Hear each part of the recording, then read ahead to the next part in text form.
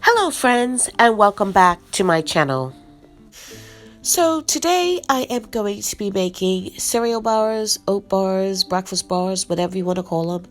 We do pack lunches, and yesterday I used the last of the pack lunches the last of the cereal bars that I had from store-bought, and I've been making granola bars for about 2 weeks now because I used the last of them 2 weeks ago.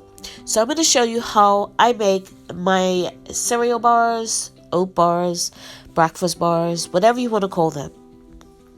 So here I have a small saucepan, and I'm going to measure out what fruit I'm using for the filling. And in this case, I'm actually going to be using apple sauce. So it's a little different than the recipe I'm going to put down below. I'm not going to use the cornstarch to thicken it up. Now, if I was using fresh fruit or frozen fruit, I would, because I would need to thicken that up. But because I'm using applesauce and it's already thick, then I'm not going to add the cornstarch to it. So I'm using the chunky applesauce and lemon juice, and I'm going to rinse out that jar of my applesauce with my lemon juice to get every single last bit of goodness out of that jar. And this is how I get every bit of ingredients out of my jars when I'm doing a project like this. So now I have my pot on the stove.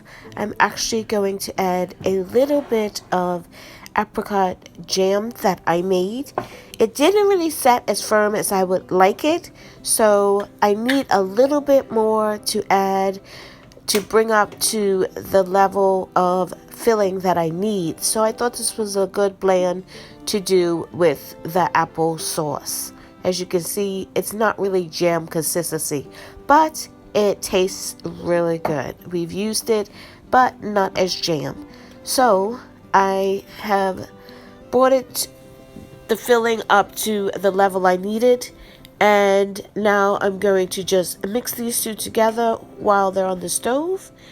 And then I'm going to add my lemon juice that I washed my jar out with. So any liquid I'm using, whether it be broth, lemon juice, or whatever it is, I rinse my jars out with that liquid. I don't necessarily use water most times, but whatever liquid I have going into the recipe, that's what I use. So I'm just going to bring this to a simmer and then cool it down before I put it into my actual bars.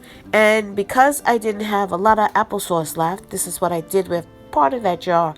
I made applesauce muffins, and they smell delicious. So this is why I'm making the cereal bars. Actually, I was making them and I decided to make muffins because I'm going to have the oven on anyway. Try to kill a couple of birds with the same stone, so to speak. Because I had the oven on, I'm going to make something else sweet. So these are applesauce muffins, and they are really good. So now on to my cereal bars, and yes, I am using the same bowl I mixed the muffins in. No sense in washing it. It's all the same sort of taste, so it's fine. So the first thing I'm going to add in is my old-fashioned oats. Now I've not used the quick oats, but I'm pretty sure they would work just the same. We like it a little bit chunkier, but I guess with the quick oats, because they're a little bit more broken down, that they will work just as good. This is what I had open, so this is what I'm going to be using. So in goes my oats, then my flour. I will put the recipe for the cereal bars below, and the muffins as well. I will put the recipe for those below in the description box.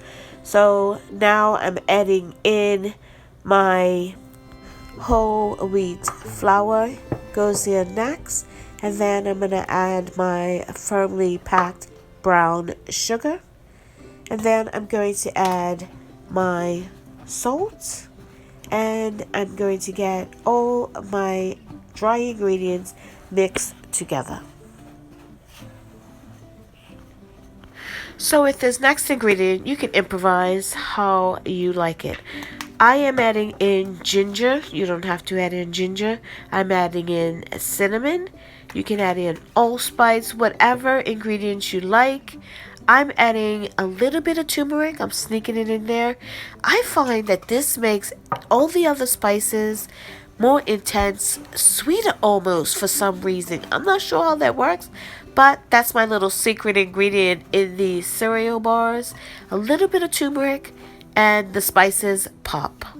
So now I'm adding in melted butter as my binding agent. I've used honey. Now if I was going to use honey, I would lessen the sugar that I added at the beginning. If I was going to use honey as a binding agent as well as the butter, and I have had success using both of them.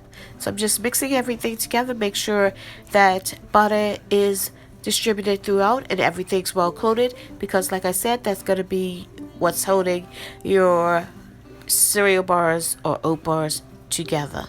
So once I've got that all really well incorporated, I'm going to spoon about half. I do half. Now they say you should do a little bit more into a buttered dish, and I'm using a 9 by 13, so maybe a little more than half, because you want to come up the side sort of on the bottom layer. So you want to pack it in as tightly as you can, and this were maybe an offset spatula, or in this case I'm using one of my smaller rubber silicone spatulas to do this, and this works really well. You can use your hand if you want to, and you want this to be packed as firmly as you can get it and come up the sides just slightly so you can put your filling in. And this is what it looks like once it's firmly packed in. And here is my applesauce apricot mixture, and I'm just putting that right over the top.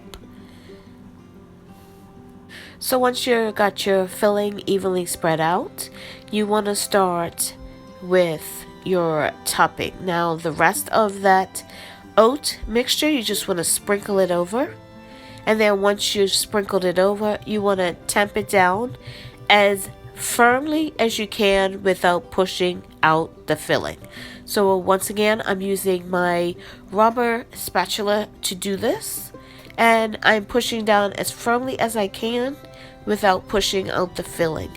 If it comes out, it's fine. It all bakes good.